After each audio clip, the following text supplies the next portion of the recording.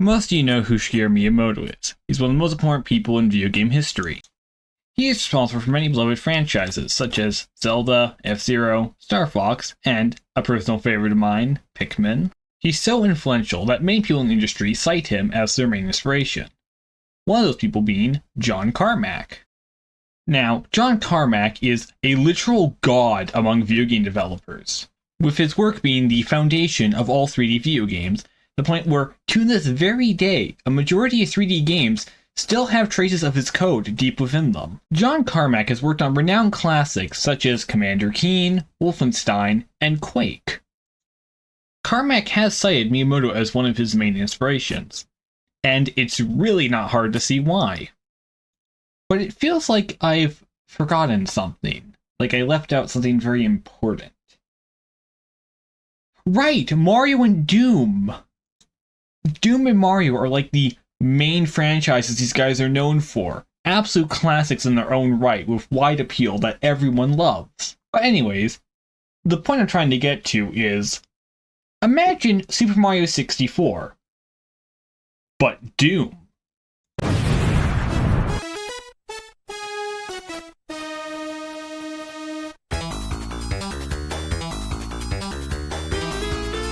Doom the Golden Souls is a loving mixture of Doom and Mario 64 developed by Andrea Gorgi, aka Bat Andy, with additional levels made by Duke Numi and Salamander 2. Now, you might look at this and think that's just your average Doom mod, but with a little bit of that happy-go-lucky Mario charm to it. But it's not. This game expertly combines the gameplay of a 3D collectathon with the fast-paced gameplay of Doom. It does this by making your normal Mario level with your run-of-the-mill shiny collectible at the end, with some platforming sprinkled in and so on. But then starts adding Doom elements to it, like switches, demons, and so on. Then they add some optional collectibles, and you have what would normally be a mess of a game full of clashing styles and half-baked ideas, but it's done in such a way that all these elements work together into making a wonderful game that pays both loving tribute to Doom and Mario 64, along with some other tributes sprinkled in throughout. But in order to understand why this game is so good, we'll have to dive deep beneath the surface and look through the levels, enemies, weapons, and so on to find out what truly makes this game as good as it is. So in this half-assed excuse to talk about Doom mods for too long, in this video essay, we'll be going over why I love this mod so much. And maybe we'll learn a thing or two along the way. The game starts with a short explanation of the game's story. One day the USC finds a mansion with paintings that can be used to travel between worlds. They find powerful artifacts called Golden Souls, and then demons come out of the paintings and kill everyone because of fucking course they did, it's a Doom game. So after the cute little Yoshi Island styled opening, you start off outside the mansion, because, Doom guy gonna have to go and rip and tear some demons. Before entering the mansion, you can see a star coin gate to the side. I'll explain what this is when we get to it, but as for now, we'll leave it be. Upon entering the mansion, you can see that it closely resembles the layout of Peach's castle from Super Mario 64. Although there are some major differences, like there being no basement and all that. However, the mansion is still broken into 3 sections. However, most of these rooms are blocked by a soul door. These doors won't open unless you have the same amount of golden souls or more than the number on the door. Luckily, the demons were foolish enough to leave one door not locked behind a soul requirement, which leads us to our first level, Happy Garden. Your typical happy-go-lucky grassland with pretty flowers and a bright sun. So now that we're in a level with enemies, we can finally use our weapons against some imps. First weapon we have is our fists. Doesn't do that much damage. Attacks pretty quickly, only close range though. Best for when you're out of ammo, and literally no other uses. Then we have our revolver. Does pretty decent damage, can one-shot an imp and all that. It's single action fire though, very slow reloading because, it's a fucking revolver, of course it does. Close minimum range, pretty good, hold 6 bolts after reload. Pretty decent gun, much better than the original pistol you start with in regular Doom. I like it. And no, Mike, it's not a Desert Eagle, it's a revolver. So of course, these weapons are useless unless we have some enemies to fight. So, let's use it against the classic and iconic imp. Imps, pretty low health, you can one-shot them with a revolver, maybe 2 if you're unlucky, with RNG and all that. Their range and melee attacks do the same amount of damage, which is weird. But overall, threat level, very low. You're not going to have much problem dealing with these guys. After dealing with the imps, you can notice a structure to the side. That structure has a shotgun in it. Obvious rules of Doom games are grab the shotgun immediately. Onto your main work weapon throughout the game, the over and under shotgun. Decent damage, alt fire fires both barrels. Actually, the alt fire does more damage than just firing the regular shot twice, which is really good. Reloading is a bit slow, close to mid-range because it's a shotgun. Only holds 2 barrels because double shotgun. Overall, great gun, love it. After picking up the shotgun, we get to test it out on a Cacodemon. Now, the Cacodemon, very iconic enemy. Basically the mascot of Doom. Everyone loves it. Pretty good health. Not like overly high, but pretty good health. Melee attack is the fucking worst, but you're not going to counter it if you're playing the game properly. Range attack, a bit more threatening, very aggressive. Threat level is about a mid, not really that bad, but not exactly easy to deal with. Now that we're done with all those boring stats and all that, we can now go for the level normal. Ah, fuck! Surprise! Plant attack. Red plant. Fucking hate these things. They have less health than a Cacodemon, well, slightly less health.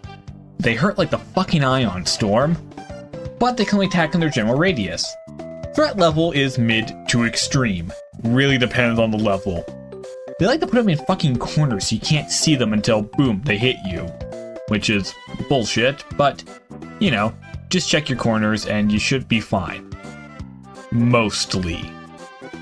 And then we encounter some pinkies. Pinkies, they're not that difficult to deal with. They don't have that much health.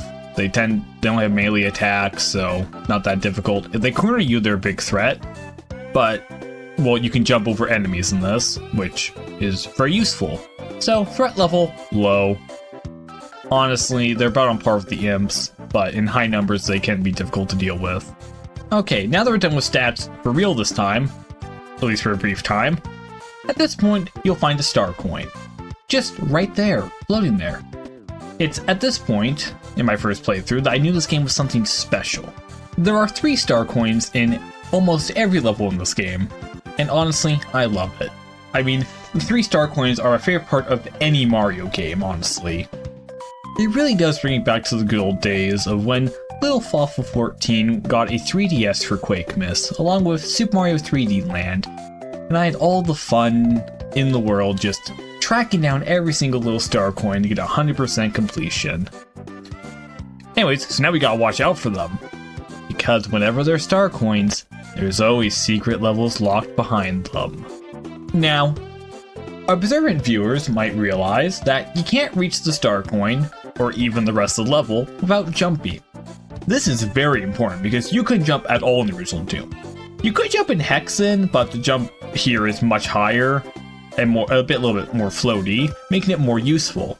You could also jump over enemies, which was impossible in the original Doom. No matter how high you were, you could never pass over enemies because they had infinite height. This has been resolved, so now you can jump over enemies, making it so you can't get cornered by pinkies anymore, which is awesome. Now this is a major game changer, as it not only allows for better platforming that isn't frustrating and painful, but also allows you to have extra mobility during combat, which leads to platforming and combat mixing together perfectly in a way that's very difficult for me to describe, but it's just so smooth and fluid. It's like playing Blood or any other build engine game where you move really fast. It's amazing. I love this game.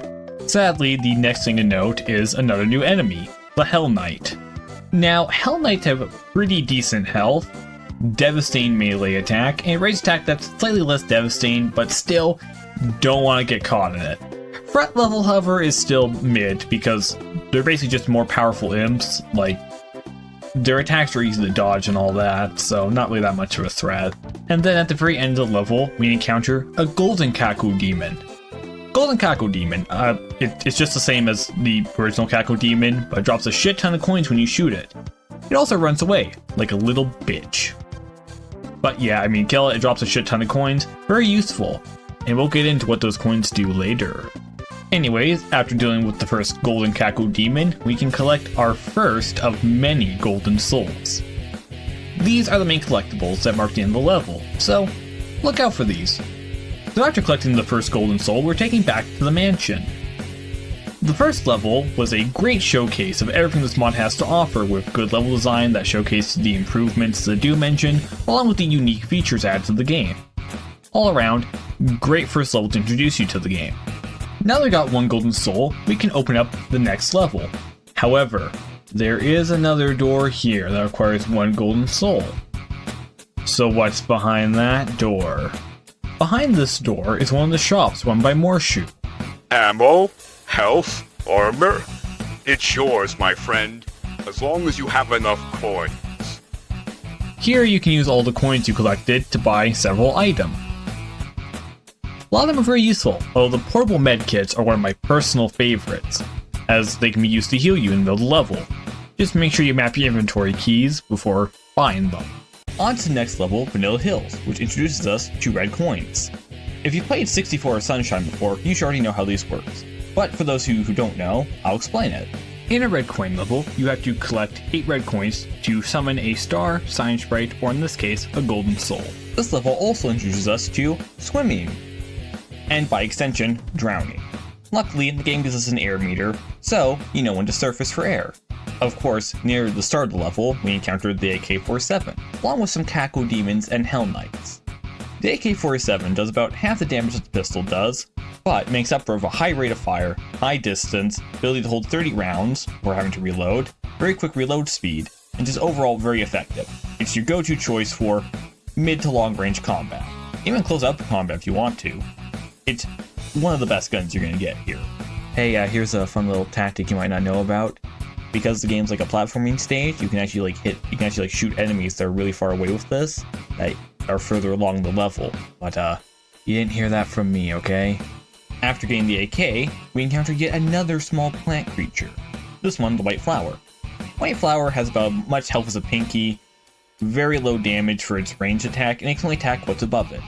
Threat level for this is very low. You're not going to get hit by this ever, unless you're intentionally trying to.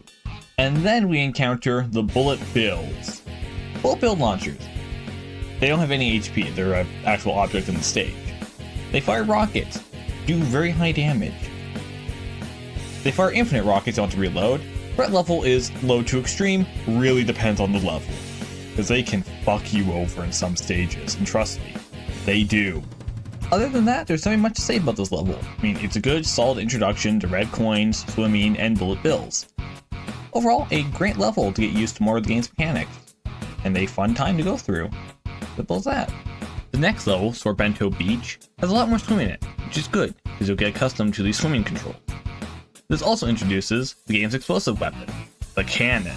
The cannon, basically the game's rocket launcher. You know, moderate fire rate, decent projectile speed. Use it for mid to long range, don't use it close range, you kill yourself with splash damage. Other than that, pretty good gun. Also, it's fun just to walk around with a giant cannon. We also encounter a new enemy, the Crab.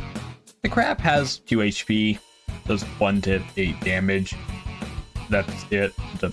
Their threat level is very low, they're only like 2 levels, so not a threat at all. Oh yeah, there's also another enemy, not as important though. The Kaku Lynch. Has about 500 HP, has a flamethrower attack which can kill you very quickly.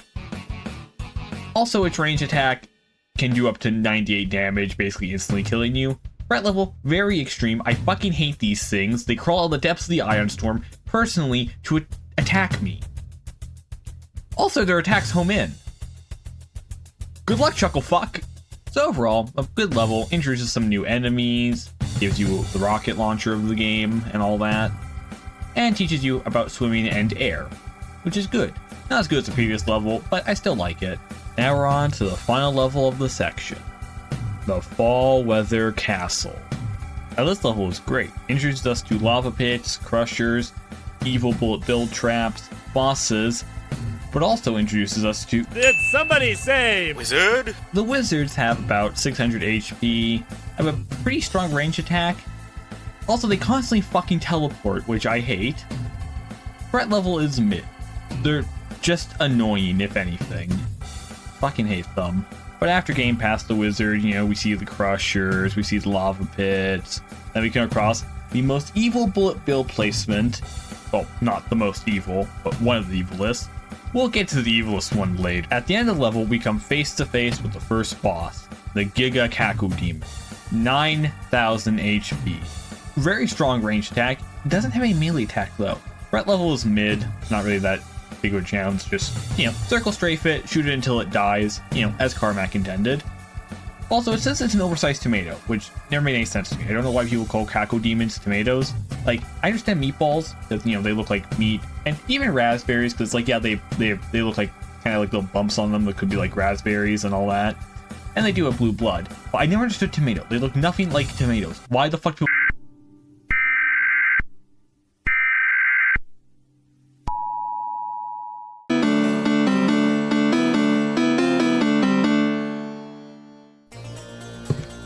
After killing the Giga Kako Demon, we now have enough golden souls to access the left side of the mansion, starting us off with Daring Desert. Because of course, the second section of the mansion has to start with a desert level. But either way, early on the level, we encounter a cactus. However, the cactus shoots spikes at us. Moving cactuses. About 400 HP, 1 to 6 damage. Per spike it fires more spikes though, depending on how many sections of the body it has. But threat level is low to mid. Really depends on what enemies it's with, but even then, it's like mid at worst. Not that threatening, pretty easy to deal with. Fighting our way past the cactuses and into the pyramid leads to a foggy maze. I really love this because it really adds that feeling of exploring a long forgotten pyramid. It's also here that we encounter the mummy. Mummies have 200 HP, about 20 to 40 damage for melee attack. They only have melee attacks. Threat level, very low. They're basically just pinkies. After the maze and dealing with all the mummies and other such creatures inside, we encounter a new weapon, the spike gun. Now the spike gun's a bit complicated. The spikes it fires do like 5 to 60 damage. However, the alt-fire fires a massive ball that explodes into a bunch of spikes. This can do, from what I can tell, 70 to, I think, 500? It's a bit complicated, but it can one-hit pretty much every enemy. High fire rate, no reloading, which is good, and the spikes can bounce off walls, meaning you can use it to check corners, which is great. Now, back to exploring the rest of the pyramid, where we encounter some evil spirits. Blocks. 100 HP, drains your health if you touch them. Very bad, threat level high, kill them instantly. Although, they can drain health from other enemies that touch them, so you can use that to your advantage. Otherwise, target them first. Eventually, we escape the pyramid and make it to the Golden Soul. Although I can't help but feel that someone's out there in the desert, watching us. Ah well, probably nothing. Now, the next level is Ghost House, and oh boy, is this one of my favorite levels. The ghost levels are a staple of any Mario game that has them, all the way back in Super Mario World and then on. These levels tend to be more complicated than the original ones, with constant loops and puzzles. This has some of those, which is really amazing given that it's still made in the old Doom engine. You got one of those cool mirror rooms with paintings that contain real items, a fake golden soul, and an endless looping hallway that requires you to find the right path. And, of course, what would Ghost House be without ghosts? Ghost souls, 100 HP, pretty decent damage, can't be harmed unless you look away, because then they turn visible and attack you. My favorite method is to just grab a shotgun, get right in their face, look away for a second, turn back, and then immediately blast them in the face. Good strategy. And in this level, you can even play the piano. Now seriously, go ahead, play the piano. Do it! Next level is Starry Night, based off of Vincent van Gogh, with the skybox being that of his painting, Starry Night, and the ending area being a field of sunflowers. Van Gogh had actually made multiple paintings of sunflowers with his friend and temporary roommate, Paul Gauguin, describing one as completely Vincent, and even asked to keep one. I believe he refused, but he may have given one of the loose copies to him, I'm not entirely sure if he did or not. I was unable to confirm it in my research, so let me know if I'm wrong about that. Near the end of the level, there's a new weapon, a weird Quake-esque railgun. The Railbow Gun does a whopping 700 damage. It's slow firing, but there's no reload, and shots pass through enemies, so just line them up and blast them all away. And right after picking up the Railbow Gun, we encounter a Baron of Hell. Hell Barons are just... well, they're just Hell Knights, but they have double the health. Everything else is the same. Threat level, mid to high, because, well, they do have more health, so they're hard to deal with. Other than that, it's the same. So after our journey through that bizarre art gallery, we reach the Creepy Chateau. Another ghost level, huzzah. This level is great, because it has some wonderful Castlevania music to it, which I'll be playing right now, which is great and all that, but this level also introduces us to the Funny Bone Man, the Revenant. Dario Casali's personal favorite, I believe. 300 HP, very strong melee damage, mostly because they pull all the way back to punch you, which is fucking hilarious. Range attack, though, is where the real threat is, as sometimes their missiles home in on you, which is just lovely. I love that. Threat level, very high. As funny as they are, kill them on sight. Luckily, near the end of the level, we get a new weapon, the Auto Shotgun. The Auto Shotgun does a shit ton of damage, semi-auto fire rate, moderate reload speed, holds 8 bullets, can just shred through those annoying fucking wizards and anything else that gives you trouble. Just boom, shreds everything. Very good. I love it. Although I have to question why the double barrel is worse than the regular shotgun. I mean, like, seriously, like, does Legacy of the Super Shotgun mean nothing to you people? Like, what the fuck? And of course, the level ends with a boss fight against a... wait, hang on, wait, where the fuck did it... okay, never mind, I guess the boss just didn't show up. I mean, if it's got better things to do, then that's fine. I mean, well, I guess we'll just skip the level. Oh, fuck! Gargoyle. 9,000 HP, 100 melee damage. Has a flamethrower, does 20-ish damage. Well, I don't think it's a flamethrower, but still. 72 range attack, I think. It always does the same damage for me. And it says a stone cold opponent, which is very fitting. Threat level, high to mid. Constantly move. Standing still is your worst enemy there. Once the gargoyle is dead, you can claim the golden soul and start preparing to head upstairs. Wait, upstairs? Wait, this is... wait, Doom is 2D though. How can you get upstairs?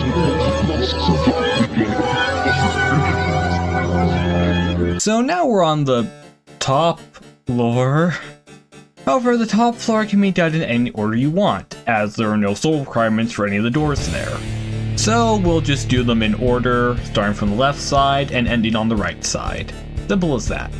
So we're starting off with Crayon Creek, which is a beautiful level, taking a lot of its visuals from Yoshi's Island. However, this level does introduce us to the closest thing this game has to hit scanners, the Sniffets. Sniffets have 120 health, do 8 to 64 damage, and come in 3 flavors. Red just fires a single shot, blue fires a burst of shots, and green fires a spread shot of 3. So, they fire fast, hard-hitting projectiles, and are always placed above you, so you won't notice them until they hit you. Which is just... lovely. Other than that, it's a very short level with a nice little throwback to Yoshi's Island. And it even has a throwback to the brutal difficulty of Yoshi's Island with a ambush of revenants. Because, you know, might as well go all the way. So once we're done with Crayon Creek, we can move on to the next level, the Dark Side of the Moon, a low-gravity moon level. Now, I personally love low-gravity levels in FPS games. Even the one in Quake was great, despite me not liking that game. And this level turns into a light slaughter map with all the enemies placed all around the map in such a wide open area. There's even a corner with 4 revenants. Sadly, now we have to talk about the most powerful enemy in the game, the Mine. The mine has unknown health and does unknown damage. Sometimes an instant kills you, sometimes it doesn't. Look, it's a mine. You touch it and it explodes. So try to not do that if you don't want to lose your limbs. You're introduced to the mines by a star coin surrounded by them. So go ahead and grab it if you don't mind picking shrapnel out of your carcass. The level also contains a cage full of them. However, you can luckily trick the enemies into walking into them, which is good. Gets rid of the enemies, and it clears a path for you. I truly do love it when a game allows you to use creative outside-the-box thinking to solve problems, in ways that are more effective than the normal way. However, inside one of the buildings is a claustrophobic maze where all the walls are made out of explosive mines. This is a problem, and I hate this part of the level. So, outside of that one Carmack awful room, a good level. I thoroughly enjoyed it. On to the next one. And so, after our journey to space, we land in Lucky in the Sky with Coins. Your typical sky level. You got it all. You got your ancient sky temple, your floating island, your floating fortress, a giant floating waterfall, a flying golden ship full of coins, and so on. Now, I love and hate this level. It's a great, well-designed level with fun combat and platforming challenges. However, the issue is small platforms with cannons you have to avoid, with the fast movement speed of Doom, which tends to lead to a lot of cheap deaths. I would recommend save scumming the platform in this level, but hey, at least afterwards we get to see a cool flying hell fortress. It even has a red coin in it, and oh shit, the Cyber Demon. 4,000 HP. It's immune to explosive damage though, including his own. Threat level is high to extreme because he can basically kill you in one hit. Although you can luckily just circle strafe him and shoot at him until he dies, like the way Carmack intended. Overall, a great sky level which honestly has a lot of interesting set pieces that you can all go around, making every area unique and distinct. Which is great for keeping track of which red coins you have and which red coins you don't. I honestly really love this level, but I hate the platforming sometimes. I guess you just gotta take what you get. So at last we reached the penultimate level, Jolly Jungle. A throwback to Donkey Kong Country actually. You can pick up bananas to heal yourself. There's even a secret level that I believe to be based off one of the bonus areas from one of the Donkey Kong Country games. I say one of, and might be because I honestly haven't played through any of them, as they're not the type of platformer I like. Too brutally difficult, and bullshit. There's even a working gramophone that you can interact with to change the music it plays, which is nice. Overall, a good level. I really enjoyed it, despite not being a Donkey Kong Country fan. But I should probably hurry up and get past this part because I can already hear the rabid Donkey Kong fans ready to burn me alive. And now, it's time to fight Bowser. The Spider Mastermind. Wahoo! Up the stairs we go. Just gotta go up those stairs. That's taking a long time. Hey, wait a minute.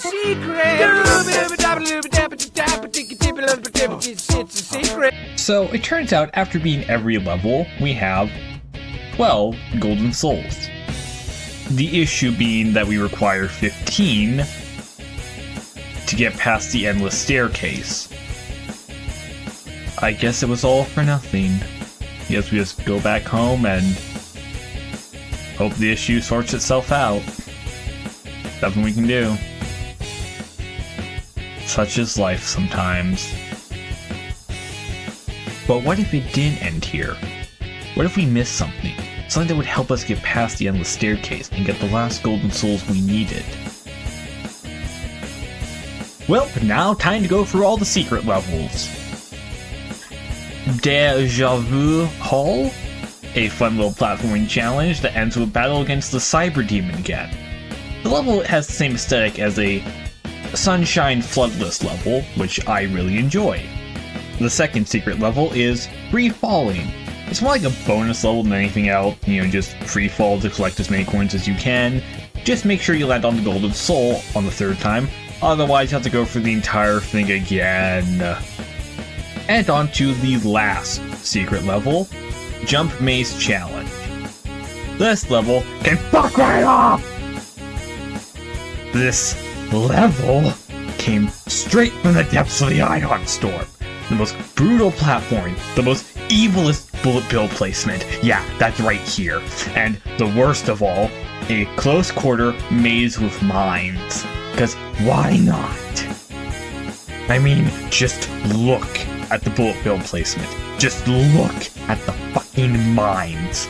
This level is hell incarnate.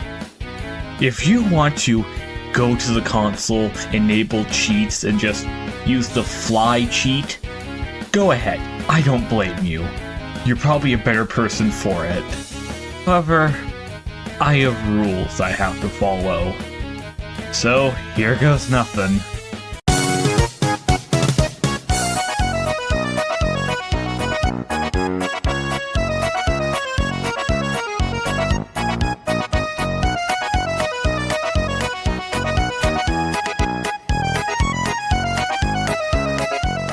Although I guess sometimes you just gotta say, fuck it, and go for it.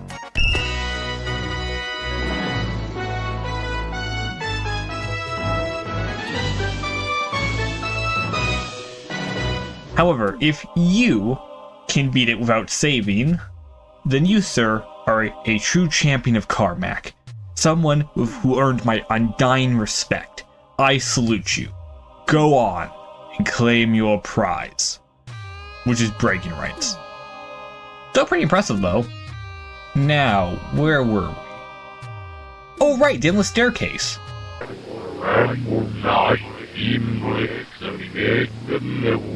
Now, with 15 golden souls, we can get past the infinite staircase into the final level, Sipario.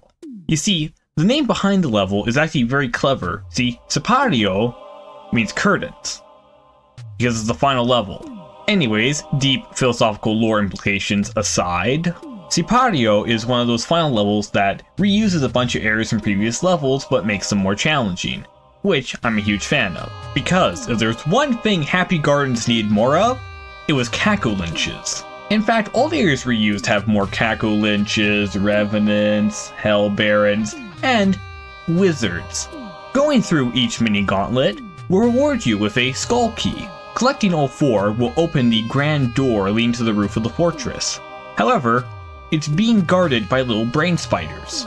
Arachnotrons, the final new enemy. About 500 HP, 5 to 40 damage, threat level mid. Their attacks are easy to avoid, although they do spam them, so in large numbers they are an issue. After fighting through hordes of Arachnotrons, Hell Barons, Caco-Lynches, and our old buddies the Wizards, we encounter yet another grand door, which takes us face to face against the mastermind behind the invasion. The Spider Mastermind. 18,000 HP, immune to explosives, does 9 to 45 damage. The only hit scan enemy in the game. Threat level extreme. Getting caught in her line of sight is a death sentence. I recommend hiding behind a pillar and spamming the alt fire of the spike gun. But of course, she wasn't the last demon. There's still one more to deal with. It's time to kill John Romero.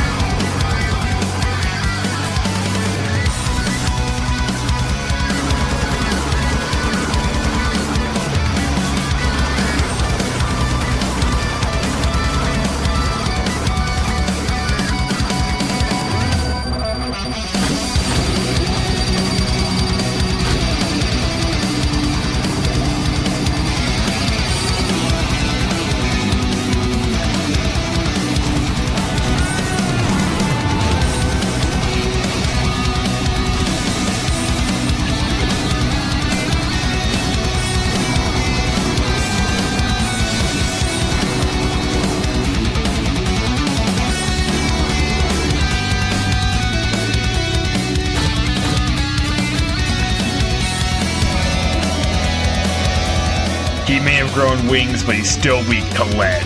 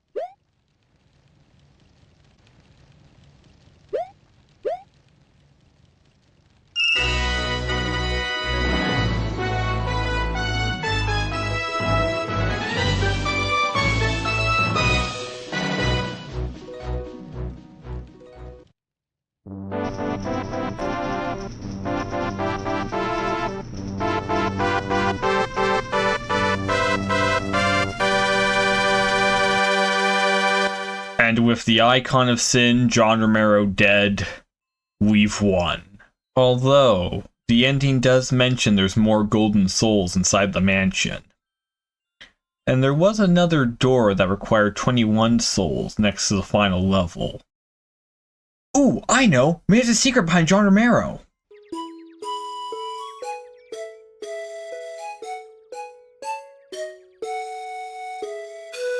Wait...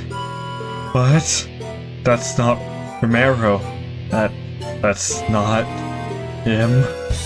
I don't understand. The scripture couldn't have been wrong.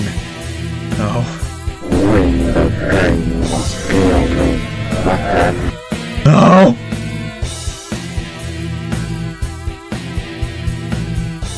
Now, with our faith in Carmack shaken, we can find out what that gate outside the mansion was for. These gates require star coins to open. So here's hoping you've been collecting them throughout the game. Otherwise, go back and get them. The first gate requires 12 star coins, and leads to a nice garden with a new level in it. Grassland is leveled as a throwback to Super Mario 3D Land, and by extension, Super Mario Bros. 3. It's a fun level that uses the platforming and combat mix in a special way that ends up being an overall fun experience. I'm going to try to be as quick and as brief as possible with these levels, because I want you to be able to experience them for yourselves, as they're great levels and an amazing reward for collecting all the star coins. The next gate requires 24 star coins, and leads to a nice little hedge garden with another level in it. Valley Hill is a great fast-paced level, which is perfect as it's a throwback to Sonic the Hedgehog. It's also really cute that the entrance to the Sonic level is inside of Hedge Garden. I think that's a really cute detail and I love it. It's actually a great level because it actually spawns enemies as you collect red coins, meaning backtracking to find more red coins doesn't get stale. And finally, the last gate requires 36 star coins. Every star coin in the game, just open this one gate. Let's hope it's worth it. It opens to a small path in the Hedge Garden, with nothing in it but the level. Moody Mountain. A great level, for reasons I don't actually want to get into. I will say, however, that I do love the general layout of having to go around hitting switches to cause parts of the mountain to rise and fall, to make a path forward, which is good. The level also introduces us to two new enemies, first one being the Blood Fiend. The Blood Fiend is basically just a pinky that has a ranged attack. The ranged attack does the same amount of damage as the melee attack. Threat level is a mid, same as a pinky, it really isn't that threatening. And of course, a classic enemy that's been missing from the game so far, the Mancubus. The Mancubus, 600 HP, 8 to 64 damage. However, it has two flamethrowers, so it can fire two fireballs at once. Threat level, mid to high. Normally be a mid, but because it attacks twice, it's a step higher. After being Moody Mountain, the hedge wall lowers, revealing not one, but two new levels. Astro Airship is one of my personal favorites, as it takes place across multiple flying airships in space. It's a great throwback to Mario Galaxy and a great reward for collecting all the star coins. Astral Temple is a wonderful red coin level across a giant castle that has some cool time manipulation mechanics in it, along with other types of reality warping mechanics. Now, with all the special levels beat, we have a total of 21 golden souls, which is just enough to open the side door next to the final level.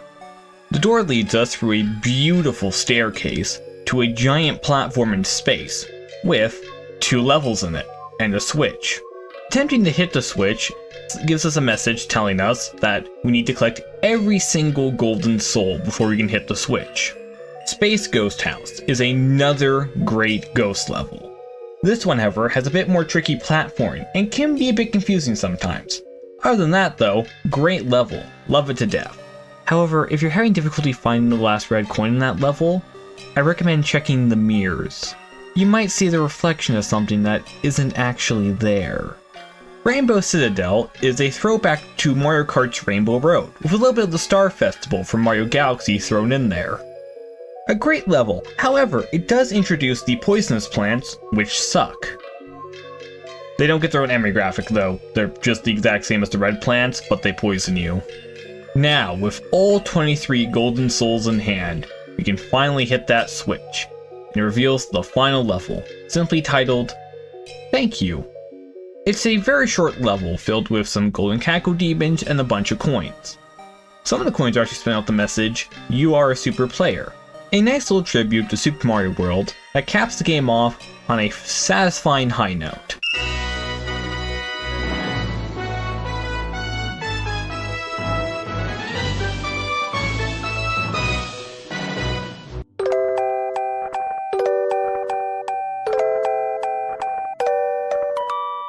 I guess after all this, there's only one question left. Why? Why did I do this? The honest truth is that I really don't have an answer. I originally played this back in 2022, when quarantine started. I was just bored, looking for something to do, couldn't leave the house obviously, and started looking for Mario fan games. Been a fan of those for a while. Started looking for some Doom mods, and I found this.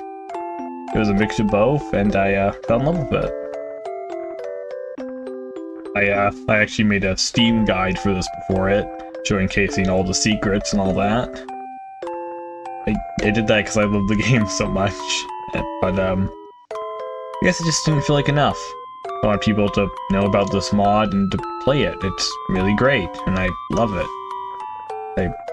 I guess that's why I did this. Just a labor of love. Oh shit, I forgot about the sequel! We better cover that as well.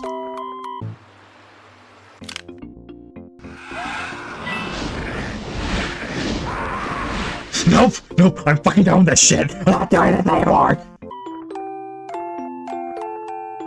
So, hey, thanks you guys for watching this. This was, very different from what I usually do. Guess I just sort of wanted to try my hand at making video essays. Probably should have, like, chose something with, like, more, like, substance to talk about. I ended up just making a bunch of, this level's really good, I like it. This level's really good, I like it. Should have picked like a more in-depth story, but, you know, for the first time, I'm kind of proud of it. I mean, I was so happy when I got it going down the fast way to sync up perfectly with the Icon of Sin fight. Only didn't fuck it up, so I had to redo it again. I mean, it's pretty good. Kind of cuts out before the boss dies, but, you know, it still seems pretty nice. So, yeah, I won't be doing anything like this for a while. I'll go back to doing Let's Plays. But don't worry, I will definitely return. Might make one on the Golden Souls 2. Hopefully not. I mean, look, Golden Souls 2 is objectively better, but it's a lot more brutal, and I can't play on lower difficulties because I'm not a coward. My pride won't let me. So yeah, look forward to that. This has taken me way too long to make. Although it did only take me like a few months, which honestly was mostly just because I was procrastinating the entire time. Oh, and hey, Bad Andy, if you're watching this, I am a huge fan. Keep up the good work. Really excited for Golden Souls 3, whenever that comes out. I know it'll be worth the wait. I played the demo of it, it was amazing. So yeah, hi.